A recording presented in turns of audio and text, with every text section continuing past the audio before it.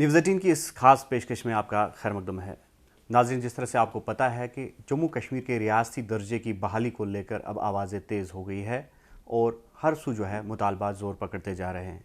इस सिलसिले में हमने देखा कि सियासी बयानबाजियाँ भी तेज़ हो रही है, जबकि एलिगेशंस और काउंटर एलिगेशंस का दौर जो है वो भी शुरू हो चुका है। लेकिन इसी बीच सुप्रीम कोर्ट में एक नई डेवलपमेंट होती है कि सुप्रीम कोर्ट में एक अर्ज़दाश्त भी दायर की जाती है। अर्जी गुजार खुर्शीद अहमद मलिक और ज़हूर अहमद बैठे हैं और हमारे साथ इस वक्त मौजूद है खुर्शीद अहमद मलिक, जिनसे बराह रास्त तौर पर हम बात करेंगे इस अर्ज़दाश्त को लेकर जो इन्होंने सुप्रीम कोर्ट में दायर की है। खुर्शीद साहब, आपका खैर मकदम है न्यूज़ 18 में। जानना चाहेंगे किस चीज़ ने आपको कायल किया, क्योंकि लगातार हम देख रहे हैं कि सियासी पार्टियां भी जो है, रीजनल पार्टीज़ की अगर हम बात करेंगे तो लगातार ये मुतालबात जो है ज़ोर पकड़ते जा रहे हैं। ऐसे में किस चीज़ ने आपको कायल किया कि आपने फिर एक बार जो है सुप्रीम कोर्ट का दरवाज़ा खटखटाया? और जहाँ तक ज़हूर साहब का ताल्लुक़ है, हम जानते हैं कि दफ़ा 370 की बहाली को लेकर भी उन्होंने सुप्रीम कोर्ट का दरवाज़ा खटखटाया था और सुप्रीम कोर्ट ने उस वक्त 2023 की ये बात है तो वो फ़ैसला बरकरार रखा जो पार्लियामेंट ने दिया था, वो जो एब्रोगेशन ऑफ आर्टिकल 370 के सिलसिले में जो स्क्रैप किया गया था 370 और 35A। वो जानना चाहेंगे कि आपको किस तरह से आज ऐसा लगा कि सुप्रीम कोर्ट फिर से जाना चाहिए? देखिए मुदस्सिर साहब, thank you very much having me here. जैसा आपने कहा कि with reference to the abrogation of the article 370 और 35A, उस सिलसिले में जितने भी petitions honourable supreme court of India में गए थे, तो बट 11 दिसंबर 2023 को honourable supreme court of India ने वो जो पार्लियामेंट का जो फैसला था उसको अपहोल्ड किया। और जो हमारा पिटिशन है, it's actually the outcome of that particular petition, that judgement. उस जजमेंट में I take you after that judgement, वो judgement basically when solicitor general of India on behalf of Union of India appear हो गए, वहाँ पे what was his submission, what he submitted, उसने ये submission दिया कि जो रिऑर्गेनाइजेशन हुआ जो जम्मू कश्मीर में, जिसमें 2 यूटीज़ जम्मू कश्मीर और लद्दाख एक अलग यूटी के तौर जो वजूद में आई है, व्हाट ही सेड कि we are restoring the statehood of Jammu and Kashmir. और सबसे बड़ी बात जो हमारे लोगों को पता होना बहुत ज़रूरी है, it's a very important direction और a very important this guidance given by the Honorable Supreme Court of India after that on the assertions, on the submissions of the Solicitor General of of India. उसमें ये था कि we'll be restoring the statehood of Jammu and Kashmir, and restoration of the statehood of Jammu and Kashmir will not affect the what we call it the status of the Union Territory of Ladakh. Okay. Therefore, it was a kind of a guarantee that we are willing. आपने और हम सब ने देखा parliament में जब ये 2019 5 अगस्त को जब ये सारा हुआ, उस समय भी on floor of house home minister of India ने ये अश्योर किया that this is temporary, and Solicitor General of India also said to this Honorable Supreme Court, जो कॉन्स्टिट्यूशनल बेंच ये सुन रहा था ये केस, बोला कि दिस इज टेम्पररी। अब supreme in view of those submissions supreme court of India ने क्या व्यू लिया? सुप्रीम कोर्ट ऑफ इंडिया ने कहा कि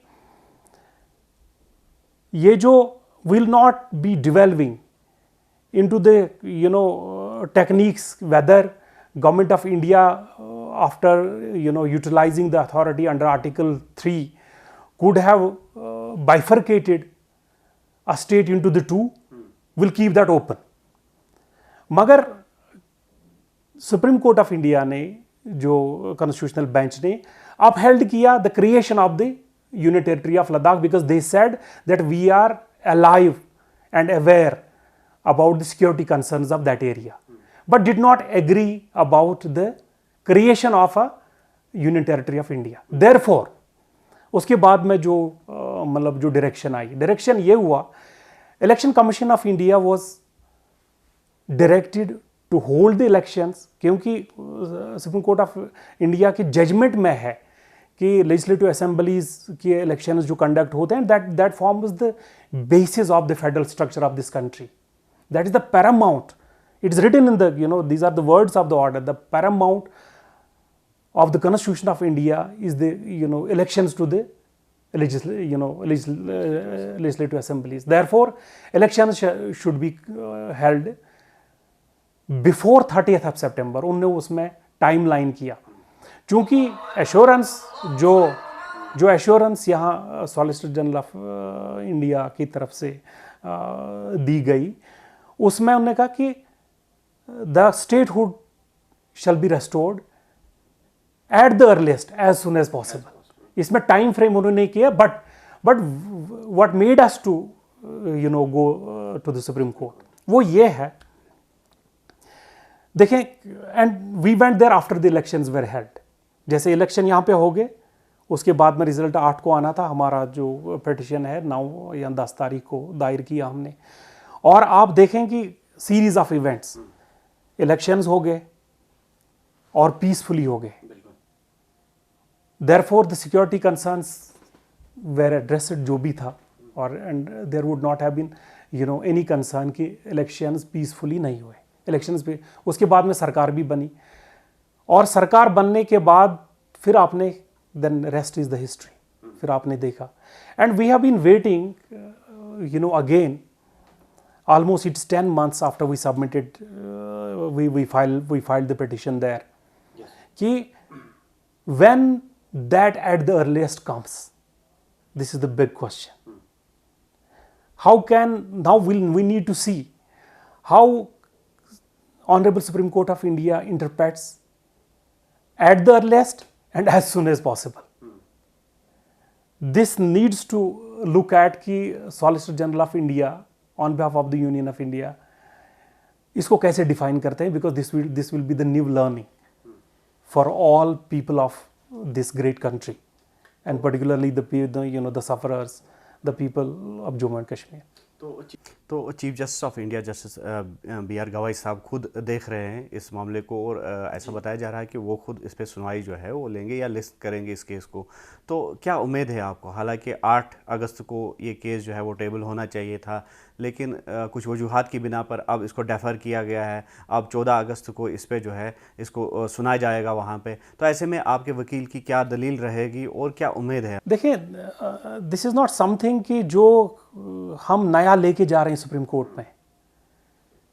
this is a, you know, kind of an acid test for the Honorable Supreme Court of India, because Honorable Supreme Court of India has to implement their own direction, what they directed at the time of deciding the petition, you know, about the 370.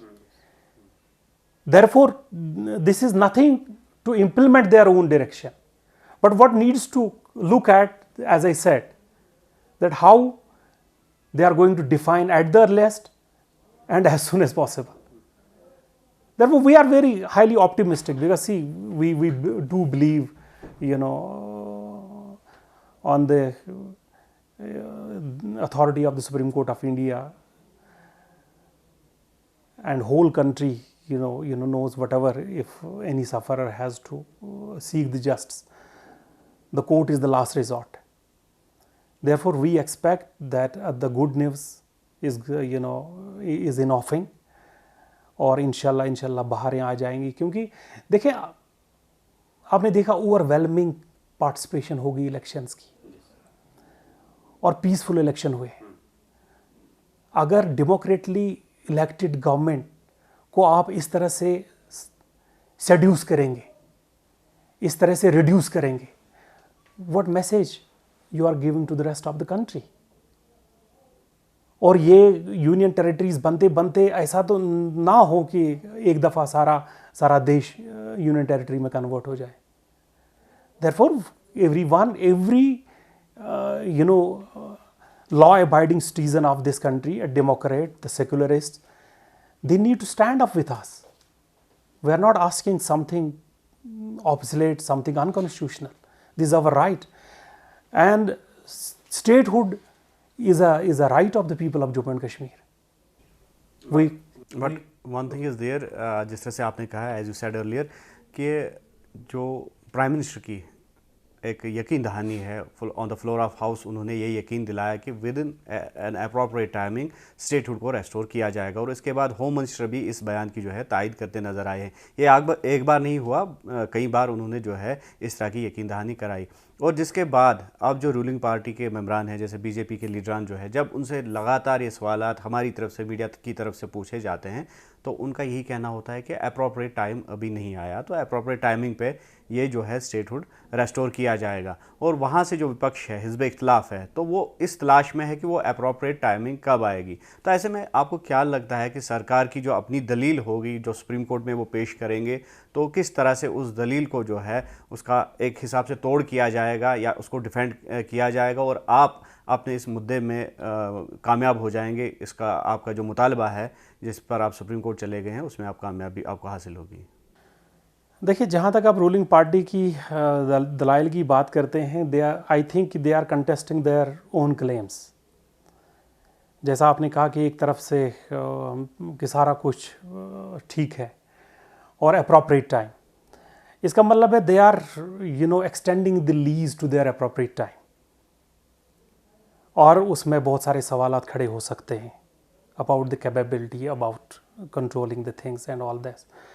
Interpretation कोई भी दिया जा सकता है, being democratically constitutionally viable interpretation, और लोगों के से the rights of the people can not wait for someone's interpretation of the appropriate time. People have right to the democracy. People have voted keeping the trust on the Constitution of India. Therefore I don't think कि किसी भी सरकार को या किसी भी party को, किसी की पार्टी की भी सरकार हो, लोगों को इस तरह से आप सज़ा दें कि आप इसको इंटरप्रेट करने में टाइम लगा रहे हैं। जहाँ तक आप कह रहे हैं, देखिए मेरे हिसाब से जहाँ तक हम मेरा जो साथी ज़हूर अहमद और मैं, जहाँ तक हमारा ताल्लुक़ है, हम ये मानते हैं, और मेरे ख्याल में ये रियासत के सारे लोग ये मानते हैं कि honourable supreme court of India ने इसको अच्छे से इंटरप्रेट किया। अप्रोप्रिएट टाइम को उन्होंने बहुत अच्छे से, बिकॉज अप्रोप्रिएट टाइम उससे पहले आया था। जब रिऑर्गेनाइजेशन इस स्टेट का हुआ, उससे पहले ही अप्रोप्रिएट टाइम के बारे में बात चली, उसके बाद में सुप्रीम कोर्ट गया। ऑनरेबल सुप्रीम कोर्ट ने फिर अप्रोप्रिएट टाइम को इंटरप्रेट किया at the earliest, as soon as possible. Election का टाइमलाइन दिया, इलेक्शन हो गए, उसके बाद में सरकार बनी, और सरकार का भी ऑलमोस्ट 1 साल होने वाला है, जितना जल्दी हो। एग्जैक्टली। तो आपका जो है काफ़ी कम वक्त आपने पॉलिटिक्स के साथ भी दिया, जहाँ तक मैं भी आपको जानता हूँ, मेरी मालूमात का ताल्लुक़ है। तो किस तरह से यहाँ के पॉलिटिकल रिकॉर्ड्स को आप देखते हैं? एक जानिब लगातार अगर जो पीडीपी या फिर नेशनल कॉन्फ्रेंस की बात करेंगे, तो 2 राइवल जमातें मानी जाती है, और लगातार हम देख रहे हैं कि एक दूसरे पे जो है अटैक किया जाता है, और काउंटर अटैक्स जो है वो देखने को मिलते हैं। तो ऐसे में जो मौजूदा यूटी सरकार है, तो क्या रोल बनता है उनका कि जो स्टेटहुड की रेस्टोरेशन को लेकर अपना जो प्रोसेस है वो तेज़ करे, और जो हिज़्ब इख्तिलाफ की जमातें हैं, तो उनका क्या रोल बनता है? कहाँ पर आप समझते हैं जो यहाँ का पॉलिटिकल रिकॉर्ड्स है जम्मू कश्मीर की, अगर हम बात करेंगे? देखिए, इलेक्शंस हो गए, रूलिंग पार्टी को एक ओवरवेलमिंग मैंडेट मिला, हाईली अनएक्सपेक्टेड ऑफ देम। सीधी बात है कि जिम्मेदारी उनकी बनती है, और they know in their manifesto what they said. चांद तारे लाने भी नहीं छोड़े उन्होंने। जिम्मेदारी बहुत बड़ी है उनकी, जो वो करने से कासिर रहे अभी तक, because yet there are almost 4+ years left. They might do, we hope and we pray they should do, because they should honor the mandate of the people, expectations, hopes. क्योंकि ये एक वोट जो है, ये सिर्फ आपको एक मतलब एम्पावर करने के लिए, सिर्फ इक़्तिदार के ऐवानों में पहुंचाने के लिए नहीं, इक़्तिदार के ऐवानों में पहुंचाने के लिए आपको ताकत इसलिए बख्शते हैं ताकि आप लोगों का काम करें। अगर आप लोगों का काम नहीं करेंगे तो फिर आप वो जो अमानत है जो लोगों ने आपको सौंपी उसके बड़े खयानतदार हैं, और इसमें फिर सदियों जो है इनको सज़ा मिलेगी और शायद फिर भी कम नहीं होगी। देयरफॉर, और जहाँ तक अपोजिशन जो भी मतलब इलेक्शन कॉन्टेस्ट किया, जो भी लोगों के पास गया, कोई जीत के आए, कोई जीते नहीं, लेकिन जो जीते भी नहीं उनको भी वोट मिले, और जितने भी वोट उनको मिले वो लोगों की भी वो एक्सपेक्टेशंस, उम्मीदें थी। मैं मानता हूं कि देखें अपोजिशन का क्या रोल है।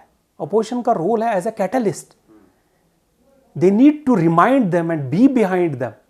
भगाना पड़ेगा इनको, याद दिलाना पड़ेगा अगर लोग भूल गए, क्योंकि ये समझते हैं कि we have very short memory, हम बहुत जल्दी भूल जाते हैं। अगले 5 साल हमें थोड़ा सा वक्फा देना पड़ेगा जो आज की अपोजिशन कर रही है। ये यही समझ रहे हैं। दे आर अनफॉर्चुनेटली, इन्होंने हमें समझा कि we are suffering from a disease of amnesia, और 5 साल में लोग हमारा पिछला भूल जाएंगे, लेकिन तवारीख नहीं भूलती। जो किताबों में लिखा गया ये जनरेशन्स पढ़ते हैं, और जनरेशन्स आपको जो है आप पे मतलब ये करेंगी, मतलब अपनी सज़ा सुनाएंगी, अपना मतलब अपने कमेंट्स देंगे। देयरफॉर अपोजिशन का भी रोल है कि वो सरकार को याद दिलाएं और खुद भी रोल करें। और एक कॉमन काज के लिए मैं समझता हूं कि एक कॉमन काज के लिए सबको एक प्लेटफॉर्म पे इकट्ठे आना पड़ेगा, बियॉन्ड द पार्टीजन इंटरेस्ट्स। तो पॉलिटिक्स से बढ़कर उठकर आपको सामने आना पड़ेगा। लेकिन यहाँ पे जो है ओपिनियन डिफर करता है दोनों जमातों की, अगर हम बात करेंगे। हालांकि जो नेशनल कॉन्फ्रेंस है उन्होंने वोट 370 पे ही लिए, जैसा आपका कहना है उसी मुद्दे पे, और दूसरी जानिब पीडीपी कह रही है कि स्टेटहुड से भी बड़ा मुद्दा जो है वो रेस्ट्रिक्शन ऑफ आर्टिकल 370 है या 35A है। तो ऐसे में आपके दोस्त, जिस तरह से हमने ज़हूर साहब का जिक्र किया, तो वो भी सुप्रीम कोर्ट चले गए थे 370 को लेके, और वहाँ पे जो फेट डिसाइड किया पार्लियामेंट ऑफ इंडिया ने 370 का, और लास्ट महर जो है वो सुप्रीम कोर्ट की जानिब से उस पर डाली गई। और लोग कहीं ना कहीं इस बात से अब बखूबी वाकिफ़ है और जहनी तौर भी तैयार हो गए हैं कि article 370 is now A gone case. तो ऐसे में इन पार्टियों का फिर से 370 का डंडोरा पीटना, वही राग अलापना, और जो असल मुद्दे हैं जैसे स्टेटहुड को लेकर, ये एक अहम मुद्दा है। आम आदमी भी चाहता है कि स्टेटहुड जो है वो वापस दिया जाए जम्मू कश्मीर को। तो क्या ये ध्यान भटकाने की एक कोशिश समझते हैं आप, या असल मुद्दों से हट कर दूसरा कोई मुद्दा ऐसा जो पूरा होना, जो फिलफुल होना फिल वक्त नामुमकिन है? देखिए, someone has rightly said the future of any nation or a person can be attested or confirmed from his or their past, from where they came from. Self rule तो दिलाया ना इन्होंने, ऑटोनॉमी तो आई ना, मसले कश्मीर को तो हल करा दिया ना। मतलब कुछ शर्म करें। इतना होने के बाद एक इतनी पुरानी रियासत लोगों ने इनके हाथों में दी, और फाइनली एक यूटी हाथ में थमा दिए। But again and again people have given them the chance, और चांस इनको ये लग रहा है कि शायद हमारी बारियां तो निकल रही है। बट ये चांस मैं आपको बताऊं कि अगर if some fugitive is given a chance to surrender again and again, नहीं करता है तो finally when he is caught, उसके बाद में वो नॉन बेलेबल बनता है। The same fate both families will face. और कम से कम कुछ नहीं, अगर ये समझते हैं कि लोगों की शॉर्ट मेमोरी है, तो खुद तो थोड़ी सी अपनी मेमोरी को ताज़ा करें और शाम को 2-2 मिनट ये दोनों हेड्स ऑफ द पार्टीज, कम से कम मेरी रिक्वेस्ट है इनको, ये सोचे प्रायश्चित करें, गुनाहों का तौबा करें, 2 मिनट सोचे हमने इस कौम को कब क्या कहा। उसके बाद में फिर सामने आके अगर बात करते हैं तो मुझे लग रहा वो बात ज़मीर की होगी। ये जो बातें ये करते हैं ना, because they have what they have seen, what they you know what has come to them, they have always been the beneficiaries of the conflict, beneficiaries of the blood, beneficiaries of killings. और ये जो सारा अगर आप अब तो बहुत मतलब जो है लंबा आपका ये जो है बात जाएगी, आपका प्रोग्राम जाएगा, तो फाइनली मौका तो इनको मिला और मैं इनको ये कहूं कि दूसरों के बच्चों की तरफ नहीं तो अपने बच्चों की तरफ देखें। और माऊं का वो कलेजा नहीं है कि वो अपने बच्चे और खोए, बहुत बच्चे हमने खोए, बहुत सारे कब्रिस्तान हमने भरे। We are a very small land locked place. कब्रिस्तानों के लिए अब हमारे पास ज़्यादा जगह बची नहीं है। Therefore I request them through your medium, kindly have mercy on us. At least have a courage to speak truth. उसमें आपका भी भला है, सबसे पहले तो आप लोगों का भला है और शायद इस रियासत के लोगों का भी भला होगा। तो खुर्शीद साहब, जम्मू कश्मीर के मौजूदा जो सिक्योरिटी सिचुएशन है, सिक्योरिटी सिनेरियो जो बना हुआ है, तो उसको किस तरह से आप देखते हैं? क्या आपको नहीं लगता है कि जो आपने पिटीशन दायर किया है सुप्रीम कोर्ट में, तो ये भी एक दलील हो सकती है सरकार की तरफ से कि जो अप्रोप्रिएट टाइम की वो बार बार बात कर रहे हैं कि वो अप्रोप्रिएट टाइमिंग अभी नहीं आई है? क्योंकि रिसेंटली हमने देखा पहलगाम टेरर अटैक, तो उसके बाद श्रीनगर में एनकाउंटर, अब जो है कुलगाम में एनकाउंटर जारी है, और इस तरह के जो इक्के दुक्के वाक़यात हैं वो हमेशा लगभग हफ्ते में 1 या 2 बार जो है वो रोनुमा नज़र होते हुए आते हैं। देखिए, सिक्योरिटी का जो सिनेरियो है इसमें, क्योंकि ये डोमेन अभी सेंट्रल गवर्नमेंट के पास है और मुझे यही लग रहा है कि उनकी जो क्लेम है कि यूटी में जो रिड्यूस करना कि लॉ एंड ऑर्डर सही हो गया है और भी होगा, तो आई थिंक ये जो प्रेजेंट सिक्योरिटी सिनेरियो है, दिस डिफीट्स दैट क्लेम। और मुझे लग रहा है कि it shall open the window of the wisdom.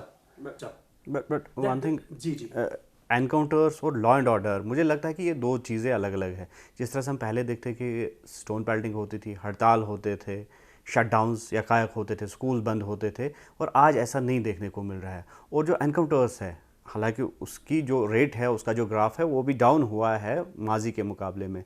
तो आपको नहीं लगता कि ये दोनों चीज़ें जो है ये अलग अलग नज़रे से इनको देखना चाहिए, अलग अलग? नहीं, ऑब्वियसली देखिए, लॉ एंड ऑर्डर की सिचुएशन जहाँ तक आप कह रहे हैं, this will not B lying, law and order situation तो बहुत ही ज़्यादा इम्प्रूव हो गई है।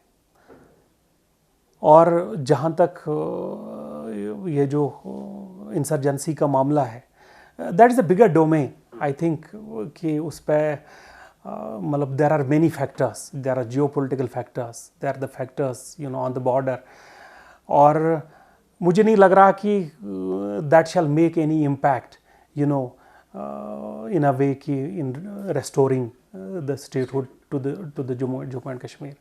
और मुझे लग रहा कि अगर कुछ कॉन्फिडेंस बिल्डिंग मेजर होता है, and this could be the biggest confidence building measure, maybe some certain other things it may impact certain other things too.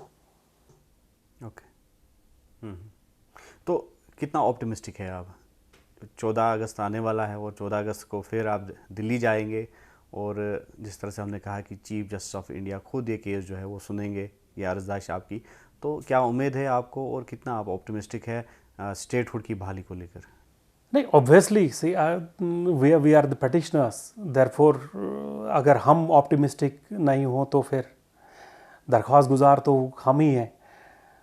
और मतलब I'll tell you, you know, we are very much, you know, upbeat about this कि restoration इंशाल्लाह ताला हो जाएगा, क्योंकि as I said, it's a big testimony for the Honorable Supreme Court of India also to implement their own direction, and a big testimony for the Union government to respect their commitment which they gave on floor of House, both Honorable Prime Minister and Honorable Home Minister of India.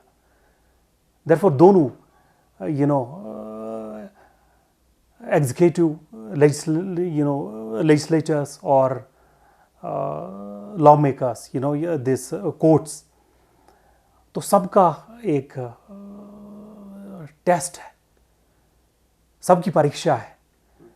तो मुझे लग रहा है कि they'll be too optimistic than all of us to honor and respect their own commitment. चलिए, शुक्रिया. हमारी नेक ख्वाहिशात आपके साथ है और न्यूज़ 18 को वक्त देने के लिए शुक्रिया. आपका बहुत बहुत शुक्रिया. तो ये थे खुर्शीद अहमद मलिक, जो कि अर्जी गुजार है, जिन्होंने पिटीशन दायर किया है सुप्रीम कोर्ट में स्टेटहुड की रेस्टोरेशन को लेकर. श्रीनगर से आफाक शाह और अयूब खान के साथ मुदस्सिर कादरी.